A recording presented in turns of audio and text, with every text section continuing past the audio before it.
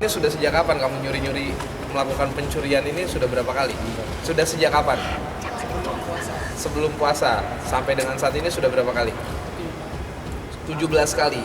Sudah 17 kali dan salah satu korban itu adalah yang digerugok, itu korban sampai luka-luka. Apa sih yang kamu lakukan sampai korban mengalami luka-luka seperti itu?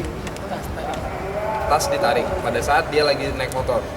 Memang modus seperti itu sudah sering kamu lakukan? Iya, sudah sering kamu lakukan.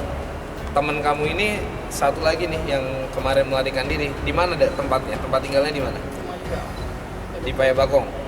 Memang sudah sama dia, sudah sejak sebelum puasa itu.